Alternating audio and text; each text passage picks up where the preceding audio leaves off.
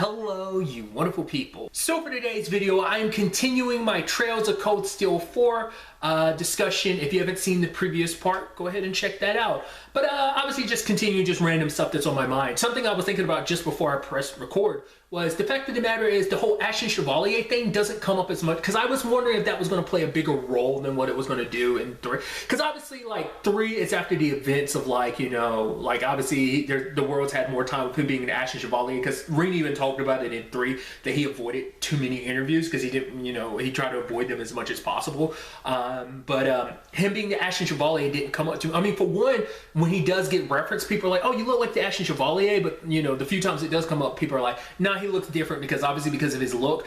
The people who recognize him, like the more probably named NPCs as well as characters you interact more with, like, oh, is that like a new disguise or something? He's like, you know, he tries to avoid, like, he doesn't really know how to really talk about everything that went down. So I think that's actually kind of interesting. But like the whole Ashen Chevalier, there's actually, I don't remember who it was and where it was, but there's a random NPC that when you talk to him, I don't even know if this is like a full-blown random NPC or this was a named NPC, but it was an NPC that was brought up. The fact is, oh, we haven't heard anything from the Ashen Chevalier in a while. Because like most people have a general idea what Rean was up to just because of like the Imperial Chronicles in 3 recorded some of the stuff he did. Like anytime he got mixed up into stuff, like obviously during the field exercises, like his name would come up then and there. But other than that, like it's like there wasn't too much known about the Ashen Chevalier, what he was up to. And this guy was like, I'm wondering what he's doing. Whatever he's doing, he's most likely working behind the scenes. Like that was kind of like the one conversation that really came up about the Ashen Chevalier, and I thought that was kind of interesting. Because, like, I mean, that kept, because of who he is, it kept getting thrown around because he was a recognizable celebrity. Remember the whole glasses thing he had to do in 3. But other than that, like, it doesn't come up that much just because, well, to be fair, the curse is making so many people focus on the war, so that kind of took precedence over a lot of people's minds. But once again, the people who do be like, oh, Rean, you're the... oh, hey, what's up with you? Like, what's with the new look? Is that a disguise or something? He's like, you're right. It kind of worked in his favor, but like, it didn't, the Ashen Chevalier conversation did not come up nearly as much as it did in 3. Maybe they did that purposely just because they were like, well, it's a big thing in 3, not making it as much of a... But like, the only reason why it comes up in 4 is because there are people who've known Rean for a little while. Also people you run into in 3 that know him as the Ashen Chevalier. They're like, oh, hey, Rean, what's up? You know, so... Which that whole thing actually gets me thinking about Grace, because obviously, like, once again, she's probably a much bigger character in the crossbow games, but because I've never played them, prior to this, my only experience with Grace was the epilogue in 2. So it's cool that in this game she's much more of a character, because you don't run into her at all in 3. I think you might read some stuff that's written by her. Maybe, I might be mistaken, but you run into her a lot more in 4, and you have conversations with her about what she's up to. Especially with the Panic Girl, she is losing her damn mind trying to interview everybody. You know, I think like, you know, the president-elect, well, the president, was it Rocksmith, I think, which that was interesting too, like some political stuff about Calvert that like doesn't really come up too much, but it's like, the current president is like, they've already had an election and a new guy got brought in. I don't think they talked too much about who he was, just obviously like his difference of opinion of handling stuff rather in comparison to Rocksmith. But I just liked her being on the Panic Girl, like trying to interview everyone, even trying to get an interview with Rean, because not too many people can say they have an interview with Rean. There's actually that interesting journalist who actually sits down and talks to Rean, because it's like Rean, Thomas, and someone else. I don't remember who the other character was. Was it Yuna? I don't think it was Yuna. Because I might be confusing that with the quest where you're helping out the crossbow team, and Yuna and Rean are the ones kind of being like, obviously Lloyd's the actual detective amongst the group, and it's actually Rean and Yuna he bounces. Like, he figured things out, but he needed their help to kind of fully get the picture of everything when people were disappearing that quest, because obviously it's like the mirror image of like all the like Hummel stuff you had to do with like, you know, Estelle, Joshua, and Ren, and Tita and Aget are there. Like, it's about confronting the past a little bit and closing that chapter. For them, it was that, but also, like I said, there was the crossbow version of it. But I'm trying to remember who it was, because I know it was Thomas, that dude, and Rean. I just don't remember who I think it might have been Grace. I think Grace was the other person. Yeah, she was the one sitting in, maybe? I'm trying to remember if she was the other person. That was kind of a really interesting thing, kind of like recognizing that this is just bigger than Erebonia's War with Calver, because obviously like a lot of preceding events led to this whole situation, because he actually has the final volume of the somehow he doesn't really go into it, but he's like, oh yeah, I stumbled across the final volume of the Black Records and you can have it, and you don't get that, like that's a quest probably in like Act 2. It might be in Act 3. I'm fairly certain it's in Act 2, but like you don't get that to like near the end of the game until like you get to the final, like I think to the finale is when you finally unlock it, because Thomas will randomly send it to you and he's like, oh, like it's only like 4 pages. The Black Records in general are fairly short, so it is interesting how that whole situation, you know, works out. But regardless, that immediately came to mind. I wonder, is he a bigger character in other games or something? Even if he's not, you could definitely probably run into him a lot more in probably future Trails games that take place in his universe. You'll probably run into him a lot more, because he just seemed like an interesting background character that pops in from time to time that you can talk to, that I'm curious to see what his situation potentially is and what it looks like going forward in the future. Like I said, he might have popped up in the other games, because he talks about the fact that he's kind of like or at least other people talk about the fact that he's kind of a well-known journalist, so that makes me think he might have popped up in other games. But regardless, some other interesting topics I wanted to talk about. So I know I'm kind of sad a little bit by the fact is that when it comes to like the other characters of Class 7, that only new Class 7 gets the new S-Crafts and the new outfits. I mean, to be fair, I guess it makes sense. It's kind of like this is the new generation, but it's because like Class 7 did that, because obviously all of the first Trails game, old Class 7 is wearing their uniforms. In Trails 2, they have new outfits and eventually go back to their uniforms at the very end, but still, it's kind of similar in that same regard. But it's like,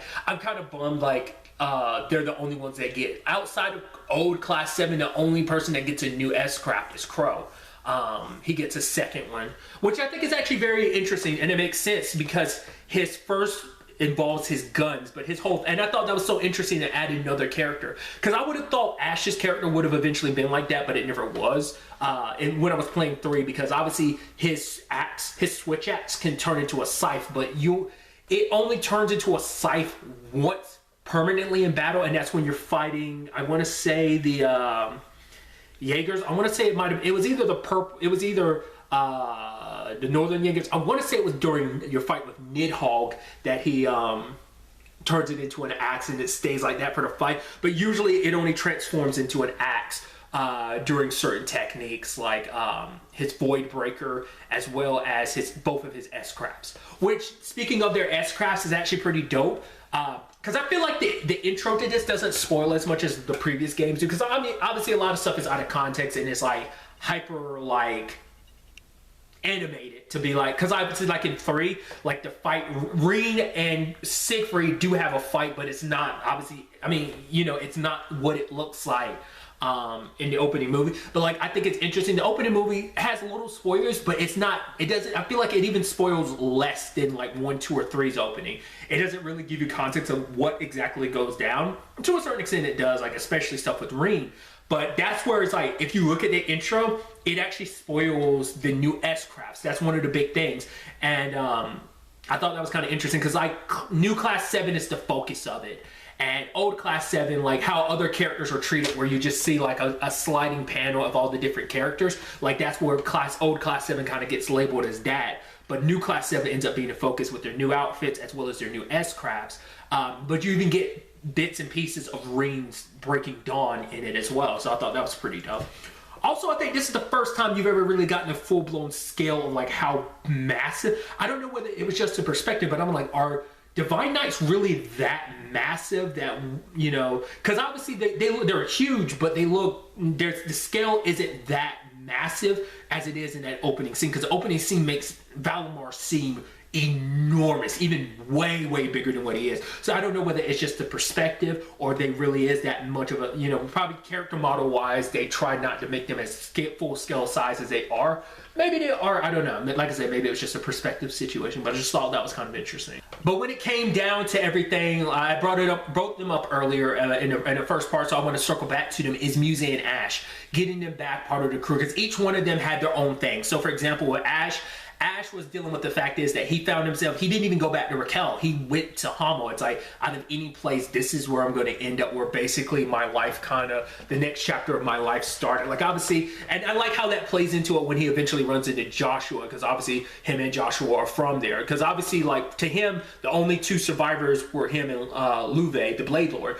I'm assuming Luve must have something to do with the Libero games. Like, maybe he died during those or something. Like I said, all I ever heard in the games was like McBurn being like, oh yeah, like I need someone else to challenge since Luve went and kicked the bucket. Like, they never went into like how Luve died.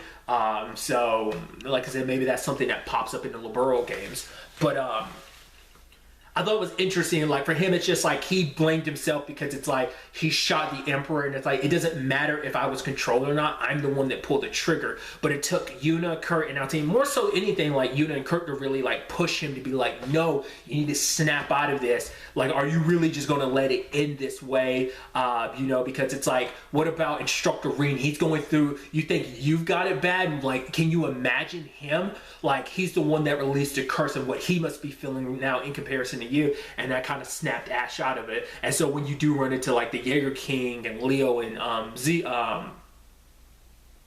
Leo and Zeno, it's like, you know, it's like, oh, why don't you try and join us? And obviously Ash was like, no. And he's like, oh, putting on the tough guy. He's like, no, you're right. I'm 100% scared right now. But he wasn't going to let that slow him down. So I thought that was neat. And obviously Yuna is the one that kind of pushed like Musse, because obviously they found out the truth about her. Like, the fact of the matter is, we kind of learned a lot more details, and I was glad to learn those details about her situation. Because I was wondering about, because it wasn't, I didn't bring this up in 3, but I was thinking like, because obviously with the whole family, like nobles marrying nobles, because obviously that happened with Prince, what happened with Emperor Eugen. Like, obviously, like he was originally wanted, you know, he wanted Olivert's mom to be his queen, but she kind of kept turning him down. And then eventually he met, you know, Alfred and Cedric's mom. And obviously it's like, obviously she's like, I know that he, you know, still always had, you know, that was always his first love, but she, like, it's like, but he came to love me too. And obviously he still holds her in just as much high regard. He still loves her just as much. Obviously she will always, you know, she's the mother of his other son. So it's like, of course, she's always going to have a special place in his heart. I'm sure that, you know, because Priscilla talks about it a little bit into about how, like, you know, being like, you know, wasn't his first choice, sadly, but at the same time, it's like they still were able to create this beautiful family. Obviously, that's complicated with the whole Cedric situation, but I thought it was, you know, regardless, circling back to it, it's like finding that out that Musse, her whole situation is that her uncle, no, was it her? Yeah, it was her uncle, I believe. He's the one that, the Duke Cayenne from 2. Well, he actually pops up in 1 for a tiny bit when you're on the ground, but obviously, like, mainly in 2, it's like he sent her away because obviously, like, she knew from a very early, because her mind, they never go into it, but basically she just has a naturally sharp mind. We know Claire unlocked that ability, so that was always my thought, was like Musse was kind of saying. I remember when I was, the point I was going to make, I thought the whole thing about like, oh yeah, there's the complicated thing of like, we wish she could do more for you. I thought it was going to be like Musse was supposed to get married off to Cedric. I thought that's what that might have been hinting at. Like, I didn't think about it until like partway through my like 3rd playthrough of 3, that I was like, oh, maybe that's what they were hinting at. Like, it never clicked in my head until then, but it made it, they kept being like, because Alfin was like, Alfin and Elise were like, I'm sorry we couldn't do anything for your circumstances. And I thought that might have been something about it. Like, oh, you're kind of, yeah, you're marrying my brother, but it's still like a thing of like, you're kind of forced into it. You don't really have as much of a choice. That's what I thought was kind of a prearranged marriage type of situation. That's what I was thinking at, what it was. But it's like, no, like she was kind of kicked away from her family, her being a Cayenne, like her uncle sent her away just because she could have interfered with what he was up to. So she knew for a long time, like, because he, like I said, I brought it up during my discussion of 3, that like Principal Le Guin kind of brings up the fact is that Musse, she saw the Civil War happening years in advance, apparently. Like, she knew the moment her uncle, she knew where this was all going. She even says, aside from all the supernatural, like, witch stuff, like, divine knights and stuff like that, you can't account for that type of stuff unless you're well versed in that. You can't account for that. She eventually included those into her calculations the moment she started working with VIDS, sure, but like aside from the supernatural stuff, she called everything else. So she's known for a long time. So she ended up creating, you know, the Mille Mirage in comparison to Ouroboros', as well as Osborne's Yormagon plan. So the Mille Mirage was supposed to be a counter to that, but it's like it wasn't a full-blown solution because it would have meant like it still would have led to war, death, and a lot of bloodshed. She's like, it would have cost millions of lives, but for her, she felt like it was the only option. But Yuna was like, you might be smart, yeah, you might have been able to see through all this stuff, but at the end of the day, you're still just a 16-year-old girl, you know, at the end of the day. So you can't be okay with the way things are. But obviously for Musse, she felt like this was the only way. And I love how this actually plays into the story, because this actually plays into like, because obviously the bond, like the strong bonding events you have with other characters, like hers was one of the ones I viewed. And it's interesting, like most of the time, because obviously Musse's whole thing about like, oh, having a crush on Rean, like obviously I think she found him appealing, but at the same time, she even admits when she first got to the branch campus and stuff like that, he was always a means to an end. He was a pawn. She figured like, oh, if anyone could be useful to me, it could be the Ashen Chevalier, because I think she already knew that he was Osborne's kid. So I think that played a role in why he could be useful to her. But even then, it's not until that conversation they had in Ortis where he was like, you might try and be able to, you and new class 7 have an effect on each other. You may be able to try to limit it, but they still have an effect on you. And it caught her off guard, because it's the whole thing of like, she acts the way she does, keeping people at a distance and stuff like that. But it's regardless of it, like these people do matter to you. And in that moment, her perspective on Rean changed. He was no longer just a pawn. She figured like maybe he could be, you know, more than that, that he is someone that is special, you know, because even at the end, like one of her final bonding events in 3 is that whole card game where it's like, oh, you choose whether she, you know, scrubs your back or, you know, cleans your ears. Obviously, and that was a big role in all of this, is the fact is that you can't see everything coming. That was the whole point. Like, she thought she had it pretty much in the bag, and he was like, all it takes is a little luck, and he drew the right card and everything, and he ended up beating her. All he had to do was beat her once out of 3 times. And so for him, the whole point was you can't account for everything. She accounted for a lot, but there was also a lot she didn't see coming. Like a great example was like the Radiant Wings. Oliver, it's like, she's like, honestly, I didn't see that coming. Neither did Osborne. Like, even as smart as both of them are, neither one of them calculated. None of them expected that turn and reveal. So that was pretty dope. But I liked how that change happened in her, where like she was actually secretly hoping for another option, but I think she just kind of didn't want to, like, Mille Mirage ends up being a thing. Obviously, it's there always in the background, like Operation Yormagon, but like everyone, she got involved solely for the purpose of, you know, a counter to, you know, the Empire eventually controlling everything. Because obviously, like, the moment the Empire brings other people, conquers Zumeria, eventually the curse is going to spread that much further until everything's encompassed. Because it's actually interesting, because I brought this up in my discussion for 3, I believe. I might have, that Black Alberic's words kind of confused me when he was like, it wasn't until Ishmelga popped up that he was like, my master, that I was like, oh, so it's not Osborne, it's Ishmelga. And it's like, it turns out, yeah, because Ishmelga's the one that's been, because apparently Ishmelga has basically been gone for the past like 900 years. Like, anytime the Divine Knights popped up over the years, it ended up being a thing of, every time that happened, Ishmelga would never pop up. The other 6 would, but Ishmelga, because Ishmelga was always behind the scenes as part of this, you know, the Empire's curse.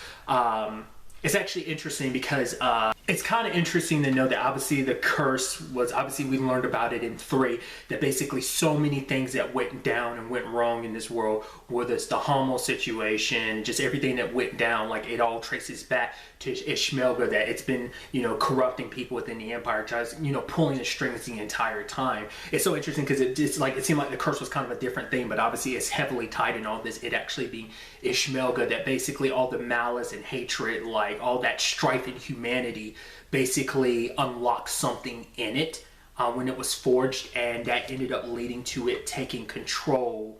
I mean, it gaining like a malice-induced consciousness, and it's been trying to, like, basically it wants to reunite all 6 of them so that they can reunite and become the Great One and have complete and utter control. It's actually interesting too because we learned from Black Alberic when they went to the schoolhouse the first time. I thought it was actually interesting, like when you face off against the Guardian that would eventually lead to you and Valimar awakening. That field of blades, they're like every one of those fields, all those blades represents one of the Awakeners that died. Because basically, no matter what happens, the Divine Knights will eventually regenerate themselves. They're kind of like a constant in the world, and that, you know, but each one of those swords represented an Awakener that died over the probably like 1,000 years that basically the Divine Knights had basically been around, because they came about because of the, obviously at that point, you know, when the Hexen clan and the gnomes worked together to split them up. But also going back to it, like learning like how deep-seated this runs, like obviously, you know, Franz becoming, you know, basically being taken over by the curse, and then there's also like what happened to Osborne, finding out he's actually the reincarnation of Emperor Dracos. Like even finding out Lianne, you know, like that was her motives behind everything, was that basically because they hinted to this in 3, because this is one of the black records in 3, and you actually get to see a little still of it, but like Lianne being like, Dracos, what was that? Like, because I talked about it in 3, like I wasn't sure the woman that showed up was either Lianne or Rose. I thought it was Lianne, but I wasn't sure, and this confirms it, that like Lianne, this is when Lianne found out about the curse, because he hadn't told anyone about it. So Dracos, you know, and it's kind of interesting because especially Dracos being Osborne's, you know, Osborne is him reincarnated and Rean being his son. They even talk about this at the end where like Rean was like, oh yeah, we both do kind of have certain proclivities of like self-sacrificing ourselves for others, kind of shouldering a lot of burdens. And that interestingly enough is like a theme in this, that it's not just Rean that does it, because even Lianne did it. Like, the last time Rose had seen her was about 20 years ago, and that was after like she'd actually gone in like and checked in on Draco. She found him reincarnated because she wanted to check in and make sure everything was okay, the curse hadn't gotten to him. And it's like, oh, it seems like he's okay, he's married, he's happy. But and then she finds out later on, after she'd already met with Ouroboros and joined, because she joined them like 20 years ago.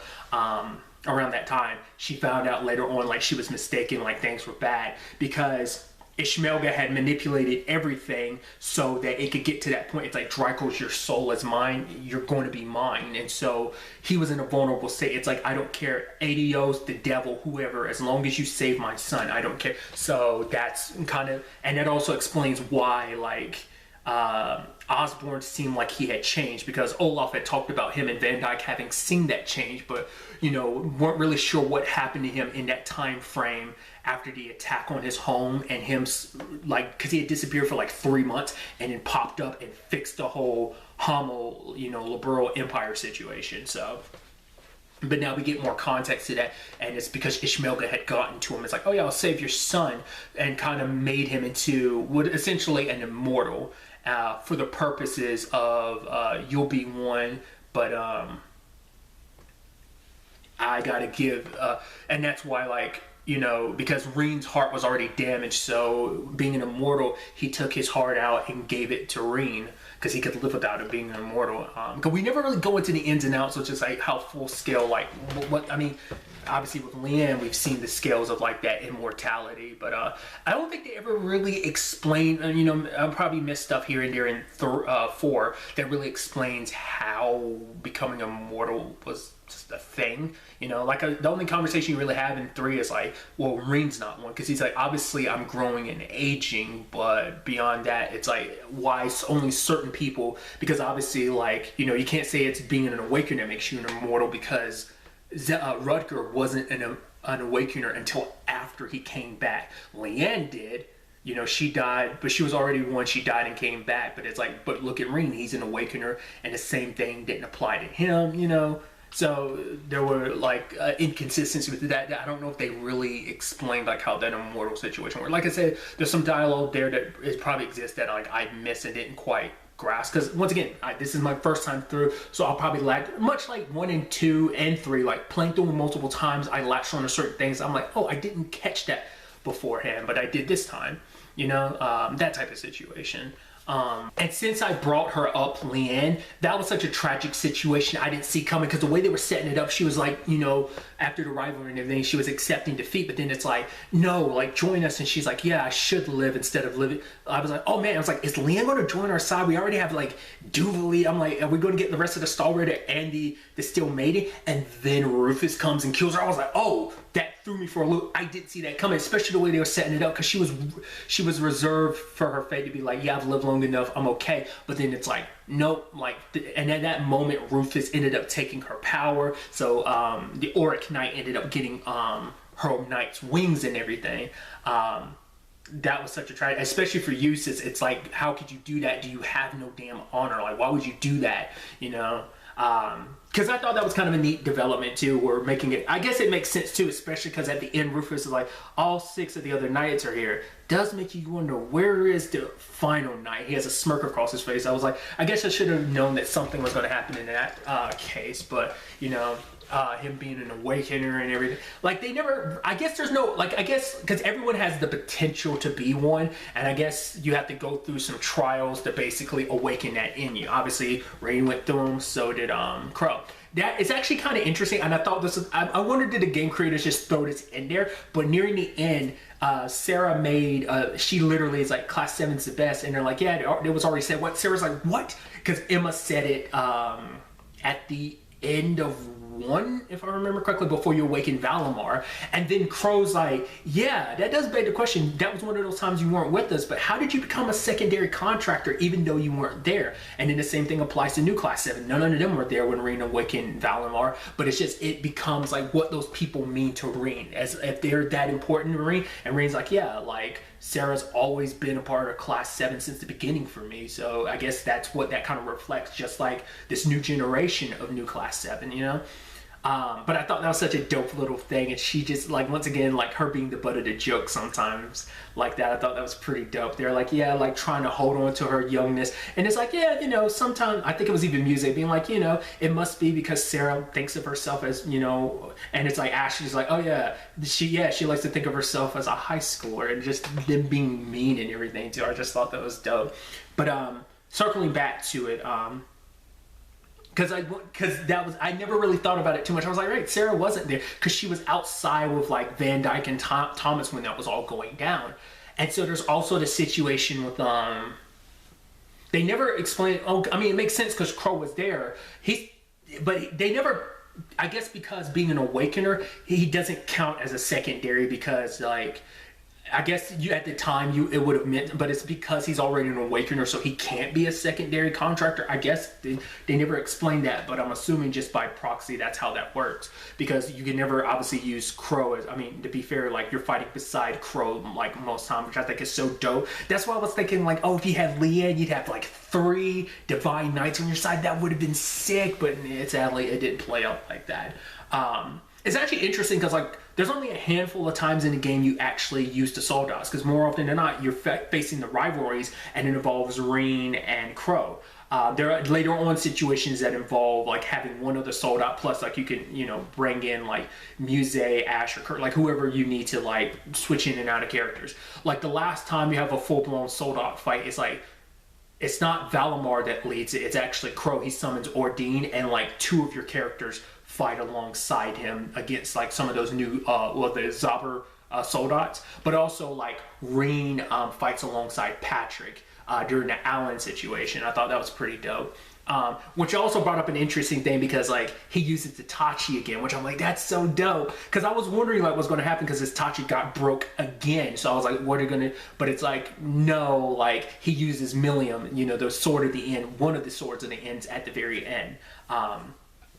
I should also talk about, since I'm already in the subject, we see that Osborne was able to do that with his sword, like the sword of the end, like his, like Ishmelga has a larger version. I mean, pretty much everyone's Soldats work like that, because like New Class 7, all of their Soldats use obviously Soldat sized versions of their own weapon. I was almost hoping, because at the very end Rean's wielding Millium like that I'm like, oh, is there going to be a skin for his Tachi that makes it so that it looks like Millium as her sword of the end form? Because obviously like because if you go to certain bonding events of Eustace's and Kurt's, you can change their swords. Like, so Kurt's, the other skin to his swords is the swords wielded by his ancestor Roland, the one who fought beside Dracos during the War of the Lions. And Eustace's, his is apparently like a counterpart to his brother's. His brother has like, it's actually the sword his brother uses at the very end when you fight Rufus, that sword. But it's the sword that every time Eustace uses his S-Craft in 3 and 4, when he turns his sword into that metal silverish sword, that's the counterpart to it. It's just he only uses it in his S-Craft, but basically you can change it so that it looks like it turns his normal sword into that all the time throughout battle. So it's like a little detail that I think is so neat.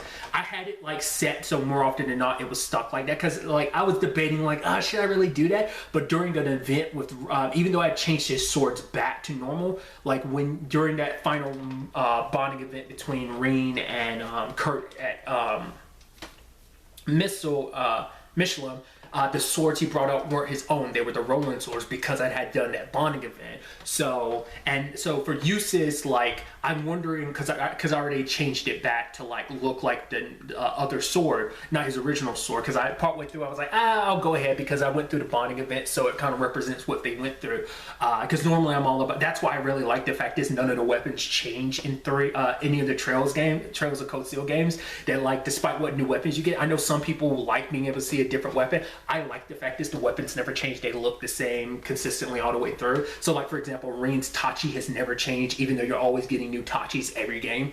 Just because I'm weird like that. I've talked about that always being my thing of like I like your default weapons the most, even though they end up typically being your weakest weapon. So that's why like even if you change Rean's weapon, his weapon will always look the same. Same thing for like everyone. So, but I don't know whether with the uses, if you're using that weapon in a final fight, whether it'll always look like that or not. It's kind of the whole point I was trying to make.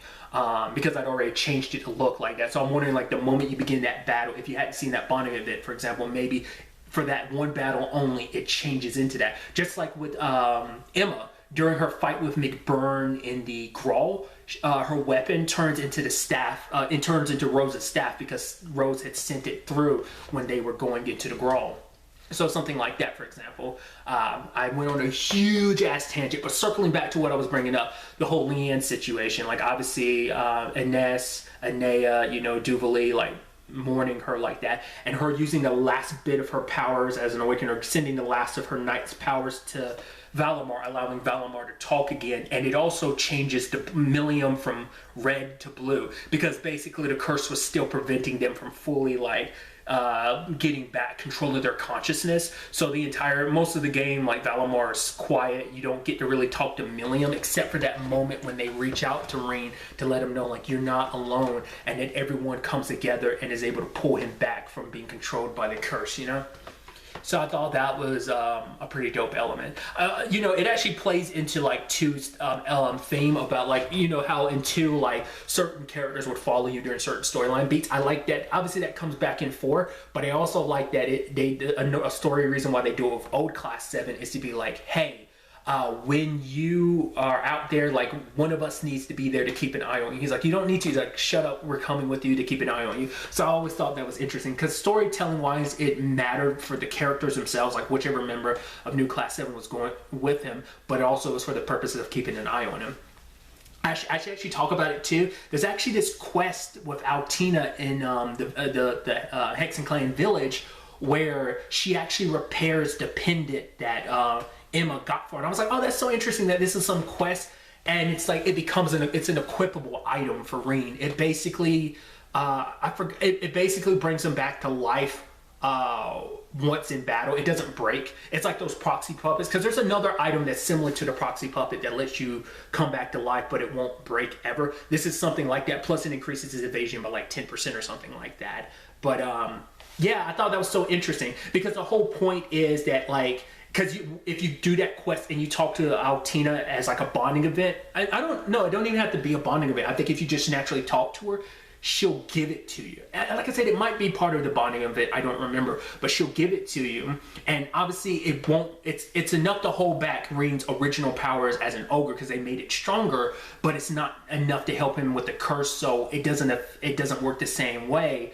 But it's still the sentiment of like Altina and Emma work together with people from the village to make it. So that's Altina's feelings are in it, so that's what matters the most. So I thought it was such a cute side quest, and for you to bring it back like that, for it to be significant, but at the same time it can't be really used by Rean, but it's still something he'll keep as a reminder of how Altina feels. Speaking of the village, I like that is kind of your hub for a good chunk of the game. I also love like the whole springs aspect. It's very reflective of Ymir, because Ymir is like a very small village and stuff like that. But it's also interesting how it almost works like the keep, because there's a version of it that, and I thought, because I was thinking like maybe in some shape or form the keep was going to come back, and it does, because when you face off against the main branch campus like Michael and Ada and Fritz, like as well as those other main campus students, you run into them there. There's also like a monster hunt that takes you to the depths of the keep as well, but it's only like the one level of the keep that you get to experience. But I thought you get to spend more time there, because like obviously like at the end of 3, once you go to level 4, Schmidt's like, yeah, there's no more, this is enough data for now.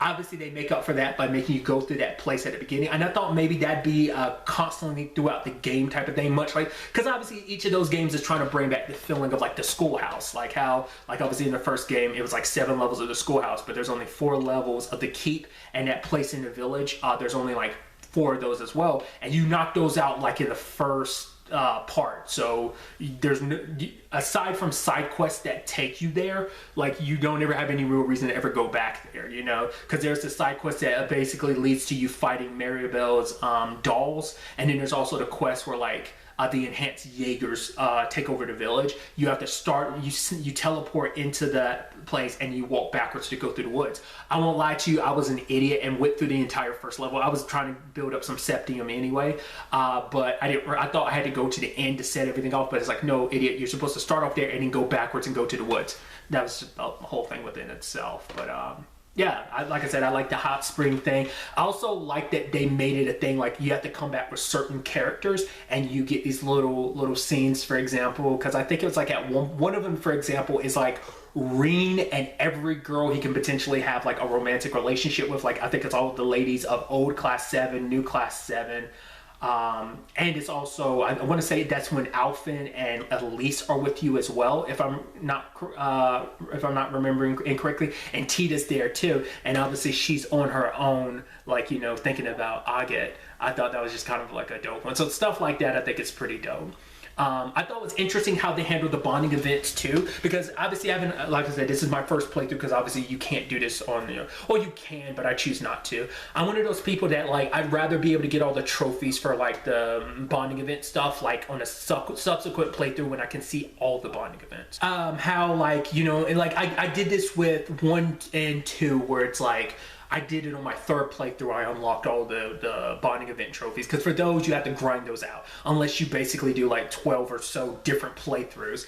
But basically, like, you see the scene, unlock the trophy, reload the save. It especially helps on subsequent playthroughs, because you'll definitely have built everyone's bonding events, bonding levels up to where you need them to. Obviously 3 and 4, they separate like your links in battle with your bonding points. Like obviously those 3 and 4 separated, those made those 2 separate things, whereas 1 and 2, that was the same thing. But basically 1 and 2, like I'd reload the, you know, like I said, my 3rd time through, I was going to do it my 2nd time through, but then like obviously I was already going through it a 3rd time, because I, you know, to basically break it down, the first 2 times I went through each game on normal mode. The 2nd time through for 1 and 2, just so I can see all the bonding events. And then my 3rd playthrough, then I did my nightmare run, because I wanted my nightmare run to all. I made a point of this for 2, but I wanted my nightmare trophy to be the final trophy I unlocked in the game. And fortunately enough, I was able to do that for 1, 2, and 3. So fingers crossed that I'm able to do it with 4 as well. Just for my own posterity's sake, I like that being the final trophy to unlock in the game. It just makes you go, complete. And I feel that about 1, 2, and 3. Because it's actually the last trophy I was actually missing for 3. Because there's actually no trophy for just beating the game on hard like there is in 1 and 2. There's a hard and like nightmare difficulty trophies, but there's only like nightmare for 3. And so that was like the last trophy, because I'd already gotten all the other like trophies, like my first and second playthrough. In my second playthrough, I got all the character trophies. Well, the character trophies I didn't get my first time through. So, regardless, 3, you can do them all at once, but you know during your subsequent playthrough, when you have max bonding events, you can knock everything out in one go in 3, but you can't. 4 is just like 1 and 2. You're gonna have to reload saves, and rather than doing that, I'd rather like unlock all the bonding events with everyone, do all the bonding events with everyone, and then do it. Because obviously, like from what I can tell, there's like 12 or 13 trophies associated with that. It's not going to be like an every character trophy like it was in 1, 2, and 3. It's only going to be like the love interest. So like all the ladies from New Class 7, Old Class 7, Toa, Alphen, Celine, Duvali, for example. Like those are the associated trophies. So that's definitely going to be something I'm going to focus on. Like I said, that's just one of my favorite things. So part of me is wondering, will I do a normal playthrough again? For those, I probably won't. I'll probably go so straight into a nightmare, trophy, run to go ahead and get that trophy too. So like I said, hopefully I've done everything else so that once I get to that point, that is the last trophy I unlock in the game. Just like I said, just for my own posterity. I think it should be. I think currently those are the only trophies I was missing. Got all of the battle trophies, all the notebook trophies, whether it be like all the character file stuff, as well as like all the ingredients, all the fishing stuff, all the Vantage cards, Vantage Master stuff, as well as like the battle data, all that. Like I did everything else, so that should be the only things I have to worry about. It's just the bonding trophies and then beating the game on nightmare difficulty. So usually I cheese the nightmare difficulty. I mean, it's not really cheesing it, you just have the opportunity. I always just like, I carry over everything and it makes most of the nightmare run super easy, but at the same time, it's like later stuff can still, I feel like 3's nightmare run wasn't as bad, carrying over everything. And I mean, by that, I mean like the later stuff wasn't as bad. The earlier, maybe it's just because I already know what to expect from the enemies and what they're capable of. Yeah, they might be stronger, do more damage, have a larger break gauge, but at the very least, you have an idea what they're capable of. Granted, there's certain things I know certain bosses are capable of that they never really did. Like for example, Lianne is able to use 7th caliber, which puts a whole bunch of random status effects. It's capable of doing a whole bunch of random status effects on you. She never used it once in my boss fight against her. There was another boss fight too. Oh, it was McBurn. He has that technique in your final fight with him where he can basically reduce your HP to 200. He never used it, to my recollection, in that entire fight. So it's one of those type of situations. But regardless, it was just interesting how they handled the romantic relationship aspects of the game, obviously between the different characters, and just like obviously their special memory stuff of all the characters. I thought that was pretty dope how they implemented that, because I like the Elise ones because one of Altina's ties into like the whole like Ymir situation, because actually during one of Elise's you're actually able to talk to your mom and dad, which I thought was pretty dope. I was like, yes, I love that you were able to do that. I wish you could have actually seen them in the game, but obviously like Ymir is on the kind of big watch because they know that's where you're from, so out of any places they'll most likely keep that under watch. I think that's the reason why. But during that event, Elise gets to talk, you and Elise get to talk to your dad and mom, so I thought that was pretty dope. Toa's deals with her parents' accident, kind of like, dealing with that a little bit, I thought was pretty dope. Along with, so if you're curious, like, Michael, who did I pick, at the end of it all? It's Alisa. She's always been my go-to at the end of every game. Like, that's always been, obviously, like, I fiddle with it a little bit in 1 and 2, because in 1 you can dance with, you can choose nobody and you have that special moment with Elise, but that's only like, you can only do that on your second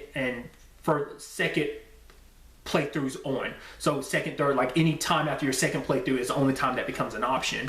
But but you know, my first choice has always been Alisa. I'm always, you know, I did this. You can choose no one at the end of 2, but Alisa is the one I chose in 3, and obviously that carries over into 4. Like obviously, like even without you doing the others, because when you get everyone's bonding events up to a certain point, even carrying over my stuff from 3, even though I never saw them in any of the 3 playthroughs, I never chose, you know, Emma or Laura. I always chose Alisa every time. Even then, you still get those scenes like you chose Laura or Emma. Like it's interesting how they kind of do that, because you got everything up to max and you already saw the event. So even though you never technically saw that side of the event, you saw the event to a certain extent. So it kind of creates that thing of like, oh, you saw the event even though you technically didn't. It's a whole thing.